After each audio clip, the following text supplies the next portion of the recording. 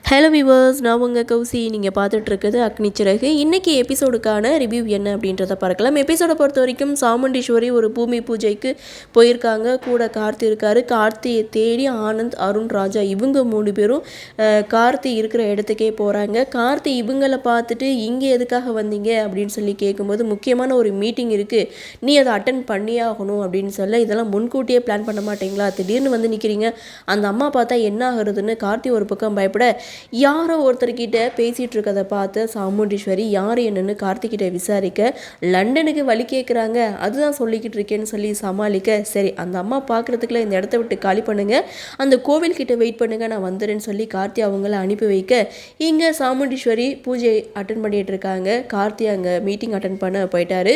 So அதே சமயம் கோயில்கிட்ட ஆனந்த், அருண், ராஜா இவங்க 3 பேரும் வெயிட் பண்ணிகிட்டு இருக்காங்க. இந்த கோட்டை போட்டு நீ மீட்டிங்கை வந்து அட்டன் பண்ணு அப்படின்னு சொல்லி காருக்குள்ளே போயிட்டு கார்த்தி ஒரு பக்கம் மீட்டிங் அட்டன் பண்ணிட்டு இருக்காங்க. இன்னொரு பக்கம் சாமுண்டீஸ்வரி பூஜையெல்லாம் முடிச்சுட்டு கார் பக்கத்தில் வந்தால் டிரைவரை காணும், எங்கே இவன் போயிட்டான் அப்படின்னு சொல்லி ரொம்ப நேரம் வெயிட் பண்ணி பார்க்குறாங்க. அது வழியாக வந்த ஒருத்தன்கிட்ட என்னுடைய டிரைவரை பார்த்தீங்கன்னு சொல்லி விசாரிக்கும் போது, இந்த வழியாக தான் போனார் அப்படின்னு சொல்லிட்டு அவர் அந்த பக்கம் போக, சாமுண்டீஸ்வரி கார்த்தியை தேடி வந்துட்டு இருக்காங்க. காரில் மீட்டிங் போயிட்டு இருக்கு. சாமுண்டீஸ்வரி தேடி வர்றதை பார்த்த கார்த்தி டக்குன்னு காரை விட்டு இறங்கி ஓடி போய் மறைஞ்சிக்கிறாங்க. தன்னந்தனியாக ஒரு கார் நிற்கிறத சாமுண்டீஸ்வரி கவனிக்கிறாங்க. அது மட்டும் இல்லை, அது கார்த்திகிட்ட வழி கேட்டாங்களே அந்த காரு அப்படின்றதையும் யோசனை பண்ணிட்டு அந்த காரு கிட்ட போய் பார்க்குறாங்க. அந்த காருக்குள்ளே யாருமே இல்லை. சாமுண்டீஸ்வரி அங்கேருந்து போயிட்டு அவங்களுடைய காருக்கு பக்கத்தில் வெயிட் பண்ணிட்டு இருக்காங்க. அப்பாடா தப்பிச்சோம், ஜஸ்ட் மிஸ்ஸு அப்படின்னு சொல்லிட்டு அவங்க அண்ணா 2 பேரையும் அனுப்பி வைக்கிறாங்க. அதுக்கு முன்னாடி கார்த்தி என்ன பண்ணுறாரு, ராஜாவை ஒரு சில ஃபோட்டோலாம் எடுக்கிறாரு. நீ ரொம்ப அழகாக இருக்க, நான் ஃபோட்டோ எடுத்துக்கிறேன் அப்படின்னு சொல்லி இங்கே ராஜா வந்து ஃபோட்டோ எடுக்கிறாரு. அது ஏன் எதுக்குன்னு உங்களுக்கே புரியும். ஏன்னா இவர் தான் வந்து ராஜா சேதுபதியோட பேரன் அப்படின்ற மாதிரி சொல்கிறதுக்காக கார்த்தி ஐடியா பண்ணி ராஜாவை ஃபோட்டோ எடுக்கிறாங்க. ஸோ இங்கே காருக்கு வந்தாக்க சாமுண்டீஸ்வரி பார்த்திங்கன்னா எங்கே போனேன் அப்படின்னு சொல்லி விசாரிக்கிறாங்க. ஸோ பக்கத்தில் தான் என்ன அப்படின்னு சொல்லிட்டு காரில் கூட்டிகிட்டு போகும்போது சாமுண்டீஸ்வரியும் சைலண்ட்டாக காரில் ஏறி உட்காடுறாங்க. ஆனால் இடையிலான காரை நிறுத்து அப்படின்னு சொல்லிட்டு கார்த்தியை கன் பாயிண்டில் மிரட்டுறாங்க. ஸோ நீ வந்து சாதாரணமாக கேட்டால் நீ சொல்ல மாட்டேன், இப்போ கன் பாயிண்டில் வந்து கேட்குறேன், எங்கே போனால் உண்மையை சொல்லு அப்படின்னு சொல்ல, நீங்கள் மிரட்டி காட்டலாம், நான் உண்மையை சொல்ல மாட்டேன், அன்பாக கேளுங்க, உண்மையை சொல்கிறேன் அப்படின்னு சொல்லும்போது இதெல்லாம் சரிப்பட்டு வராதுன்னு சொல்லிட்டு இங்கே சாமுண்டீஸ்வரி என்ன பண்ணுறாங்க, கார் எடுத்துகிட்டு போகிறாங்க. அந்த சமயம் கார்த்தி அந்த ராஜா சேதுபதியோட பேரை யாருன்னு உங்களுக்கு தெரிய வேண்டாமா அப்படின்னு சொன்னதோடவே போனவங்க திரும்பி ரிட்டர்னில் வராங்க. உனக்கு அவனை தெரியுமா, யார் என்னன்னு விசாரிச்சிட்டியா அப்படின்னு சொல்லும்போது, ஆமாம் நீங்கள் அவசரம் கொடுக்க மாதிரி முந்திட்டு கேட்டால் நான் என்ன பண்ணுறது, எல்லா டீட்டெயிலும் மொத்தமாக கலெக்ட் பண்ணிவிட்டு உங்ககிட்ட சொல்லலாம்னு நினச்சேன், ஆனால் அதுக்குள்ளே நீங்களே கேட்டுட்டீங்க அப்படின்னு சொல்லிட்டு ராஜாவுடைய ஃபோட்டோவை எடுத்து அந்த அம்மா கையில் காமிச்சு, இதுதான் ராஜா சேதுபதியோடைய பேரன் அப்படின்னு சொல்லும்போது சாமுண்டீஸ்வரியானால் அதை நம்பவே முடியல, என்னது இவனா அப்படின்ற மாதிரி சந்தேக கண்ணோட பார்த்துட்ருக்காங்க.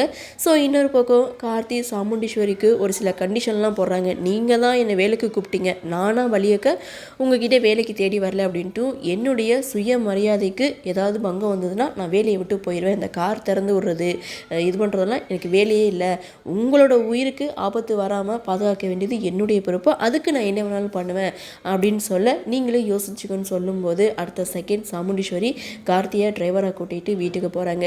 வீட்டுக்கு போனதும் அங்கே கார் வந்து நிற்குது. எல்லாரும் அப்படியே ஆவலோட எதிர்பார்ப்போடு பார்த்துட்ருக்காங்க.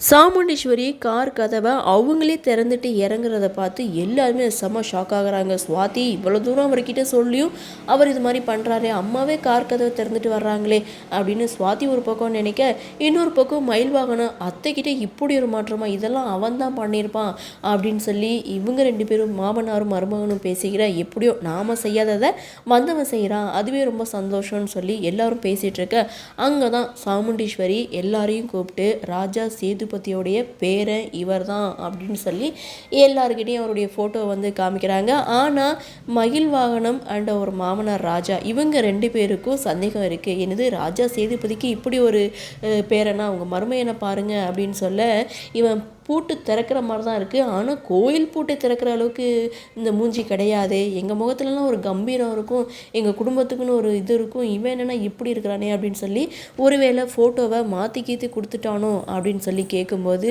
இந்த ஃபோட்டோவை யார் கொடுத்ததுன்னு ரேவதி கேட்க, புதுசாக வேலைக்கு சேர்ந்துருக்கானே அவன் தான் கொடுத்தான் டிரைவர் அப்படின்னு சொன்னதுமே ரேவதி சொன்னதை ஞாபகப்படுத்தி பார்க்குறாங்க. என்ன அப்படின்னா, ராஜா சேதுபதியுடைய பேரனை நீ கண்டுபிடிச்சி அம்மா கிட்ட சொல்லக்கூடாது அப்படின்றத கார்த்திகிட்ட முன்கூட்டியே சொல்லியிருப்பாங்க. அதை நினச்சி பார்க்குறாங்க. எல்லாரும் கலைஞ்சு போகிறாங்க. சாமுண்டீஸ்வரி எல்லாருக்கும் ஒரு சொல்கிறாங்க, அதாவது இவனை எங்கே பார்த்தாலும் இன்ஃபார்ம் பண்ண சொல்லு, ஊருக்குள்ளே எல்லாருக்கும் இந்த ஃபோட்டோ வந்து அனுப்பி வைங்க அப்படின்னு சொல்லிட்டு அங்கேருந்து கலைஞ்சு போகிறாங்க.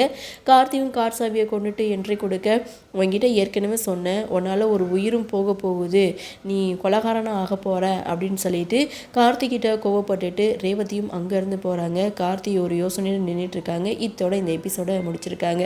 செம இன்ட்ரெஸ்டிங்கான ஒரு எபிசோட். ராஜா சேதுபதியோடைய பேரை இங்கே ராஜா அப்படின்றத எல்லாருக்கும் காட்டியிருக்காரு கார்த்தி.